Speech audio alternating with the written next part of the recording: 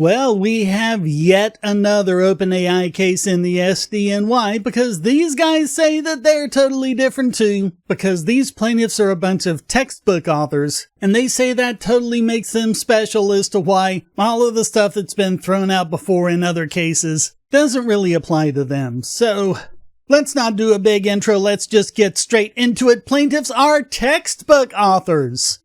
Textbook authors occupy a distinct position in the market for written works, as textbooks are created, marketed, and sold for the specific purpose of teaching academic subjects to students in classroom and course settings at educational institutions. Now, of course, textbooks are fact-based. That's the idea. They're teaching you facts. Like a history textbook teaches you facts about history. A mathematics textbook teaches you facts about math. Here's the thing. You cannot copyright facts. You can only copyright expressions. So if what the AI is doing is referencing and copying over your facts without duplicating your expression, you got nothing. Textbooks are reviewed and selected by instructors through formal adoption processes and are typically updated, revised, and published in successive editions on a regular basis. These are commercialized educational markets that fundamentally differ from the markets for trade books and scholarly works, which is why they're filing a new lawsuit instead of joining an existing class. The market for textbooks and the risk that AI models trained on textbooks will substitute for, dilute, or erode that market. Yes, we're talking about the dilution argument again, but there is nothing anywhere in the Copyright Act or anywhere else in the law or anything else in legal precedent that protects you from dilution of the market. That has nothing to do with what copyright is for. And we've been over that in several cases. In fact, that's still a big point they're trying to make in Cadre v. Meta.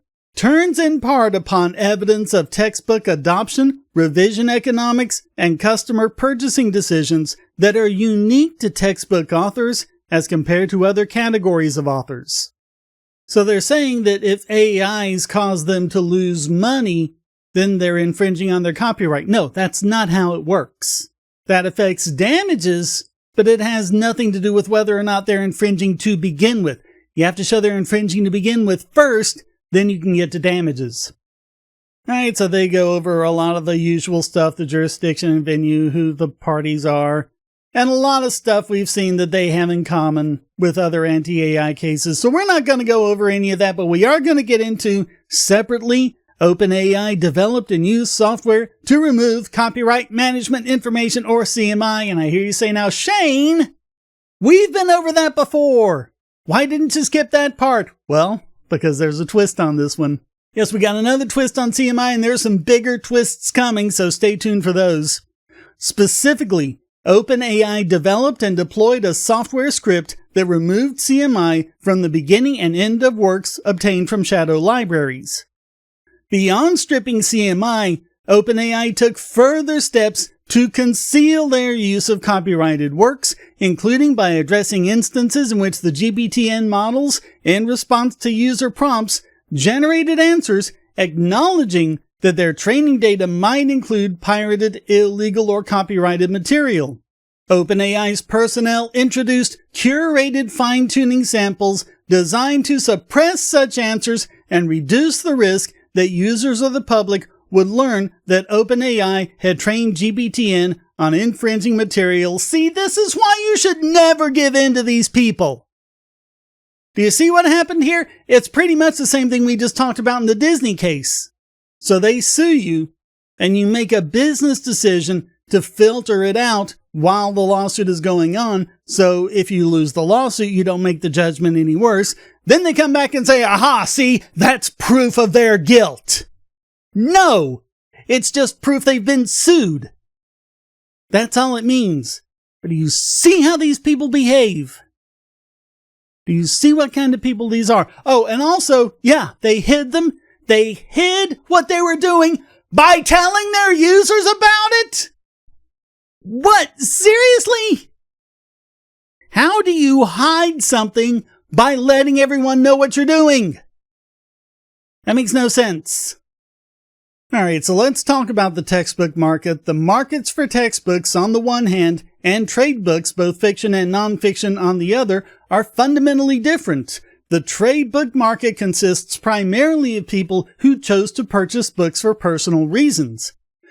In the textbook market, by contrast, the final purchaser is not the person who selects the book. The market for textbooks is driven by adoptions, i.e. instructors, schools, or educational systems who consider the textbook options available in a specific subject area and then adopt the one they think best suits the needs of their instructors and students. The textbooks are then assigned to students in specific courses, so the student doesn't have a choice of textbook. You buy the textbook that goes with that course. Purchasing decisions are fundamentally different in the textbook market than in the trade book market because the person who chooses the textbook is not the same person who is required to purchase it. The purchaser at the elementary or secondary school level is typically a school system or individual school required to make the purchase and is continually looking for ways to cut costs from its budget. In the higher education space, the purchaser is typically the student assigned the textbook by their instructor. In either situation, the purchaser has a powerful incentive to avoid the cost of purchasing a textbook. Well, yeah, have you seen the prices of textbooks? It's kind of ridiculous. Amazing what you have when the educational system gives you a monopoly, isn't it? If a free version of that same book or a good enough substitute can be found via an LLM. Let's think about this. Again, the Copyright Act does not protect you from competition. It protects you from having your expression copied. Not the factual data in your book, not the ideas behind it, and not merger, scene affair, and the other things we've been talking about. So when they say a good enough substitute, what would be a good enough substitute for a textbook? Would it be something that uses all the same flowery expressions and everything that they use but gets the facts wrong? Or would it be something that copies the facts over and who cares about the rest? I say that the only reasonable definition of a good enough textbook is one that copies over the facts. And you don't own the facts! The Civil War started on this date. You copy it over. Oh, you copied me. No, because you don't own the date the Civil War started. So once again, we have something very different masquerading as a copyright case, but it's really just whining about competition. But I'm sorry, copyright doesn't protect you from competition. As LLMs become more powerful and widespread, and if they are allowed to continually update their content by ingesting new editions of textbooks as they come out, instructors, schools, and adoption and curriculum committees may consider dropping textbook adoptions altogether in favor of substitutes that rely on the use of LLM models. Competition might drive us out of business, Your Honor! Ridiculous. Alternately, the availability of LLM substitutes may have the effect of eroding the pricing for textbooks. Yes, that's what competition does. It lowers the price of things. That's a good thing. But no, you want your monopoly so you can jack up the prices as far as you can and force money out of school systems and force money out of college students for what is really the biggest single expense they have. Seriously. Those of you who have gone to college, like me, back me up down there. The textbooks are ridiculous. LLMs threaten the textbook market by destroying the incentives for textbook authors to continue writing and revising high-quality textbooks. Well, if it's the case that LLMs can get us better up-to-date information about what the experts are discovering in all of these different areas, then that would make them superior to textbooks, which means you don't get to exist anymore. Sorry, but that's progress for you. On information and belief, licensing markets exist or could be developed that would permit defendants to make use of plaintiffs' textbooks in a controlled context and in exchange for fair compensation. But as 2 federal judges said, even if there is a market, it's not one the Copyright Act entitles you to exploit. Oh, you can create it if you want. and you can see if you can get them to voluntarily go along with it, but you don't get to use the Copyright Act to force it on them. Using copyrighted textbooks to train an LLM harms the market for those works by helping to enable the rapid generation of countless works that compete with the originals. Yeah, we've seen this market dilution. Even if the works themselves are not necessarily infringing. That is the telling phrase. That is the telling phrase. That is the problem with the market dilution theory. Even if the works themselves are not necessarily infringing. If they're not infringing, you have nothing. There's nothing to talk about here.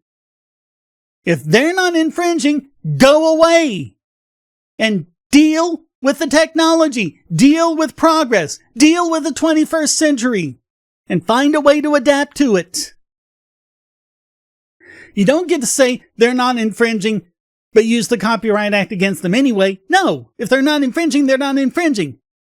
Don't care how much it dilutes the market.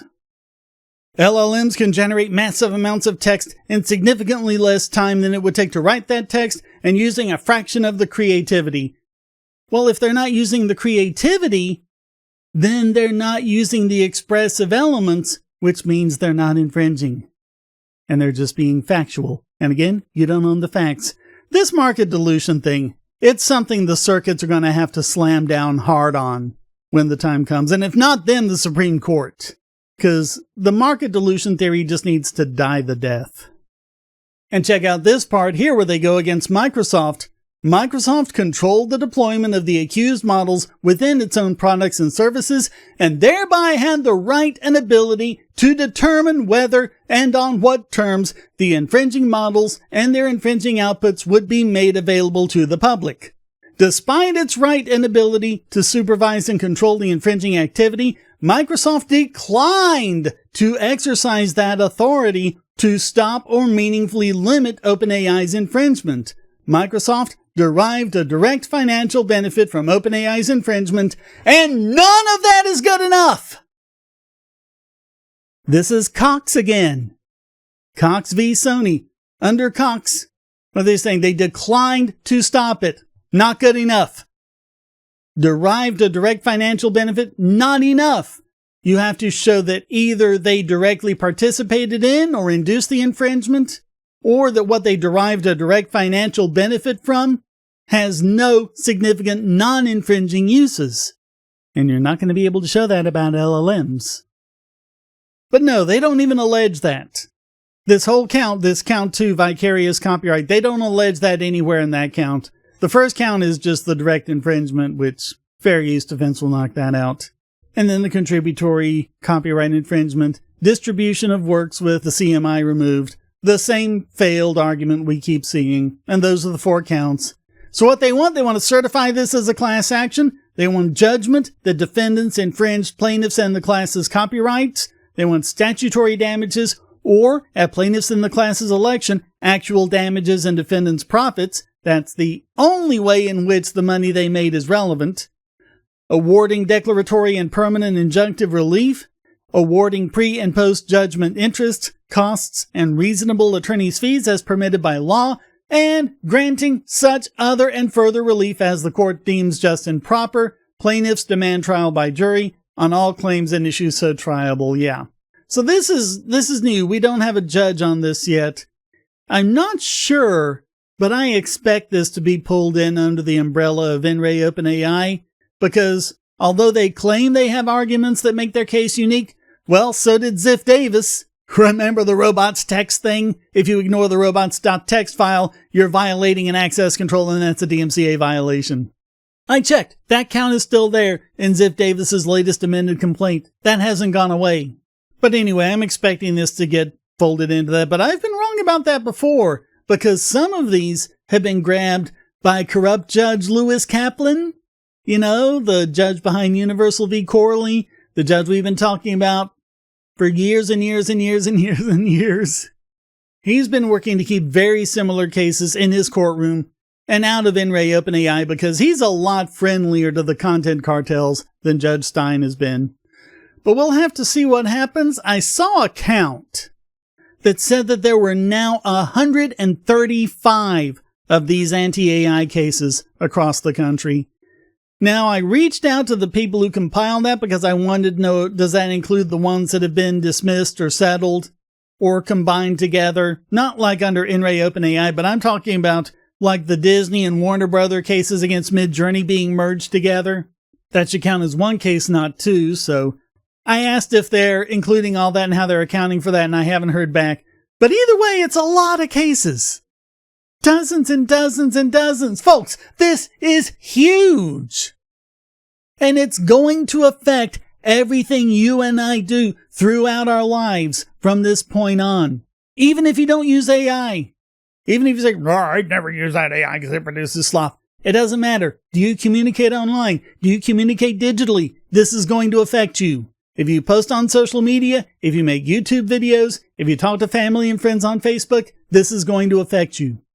And I don't understand why I am still the only YouTuber that's going through all of this and letting you know how important this all is. Occasionally we see, another video or two here or there about certain things. There have been a couple about the YouTube rolling cipher, which is good because more people need to know about that. There were a couple about the news plaintiffs getting the private conversations of you and me and the judge forcing them to turn it all over. Fortunately, they didn't have to turn over the deleted ones. But yeah, they're getting all of that. And there was just a new one in the Disney case where Disney and all the other major movie studios are going to get the things you might have created on Midjourney and all the things you typed in, even if you were intending to keep those to yourself, even if you're using those for a completely fair use purpose, even if you weren't infringing on anything of theirs at all, they still get it. That's what they're doing. They're grabbing all of it up. They're gobbling it all up. And no one's talking about it. Why? The only solution I know is for you to tell others about this and share these videos. And of course, comments for the comment god, shares for the share throne. Please hit like, subscribe, and the bell. Also, keep forgetting this. If you're on mobile, swipe left twice and hit the hype button. Get more people knowing about this. Share it far and wide. And of course, if you want to keep me doing this, donate.bogosity.tv. I'm not asking for much. If you want me to do more videos, then of course I'll need more donations in order to take the time away from the other stuff that I'm doing. But if you're just fine with this level, the current level of donations I'm getting from you, that's great. I'm not really doing this to make money. I'm not even making minimum wage doing this. I'm just driven to tell you about this because I think it's that important. And again, I seem to be the only one. So please, donate.bogosity.tv, anything you can, whether it's one-time donation or regular support. So thank you so very much for watching. Until next time, stay strong and be free.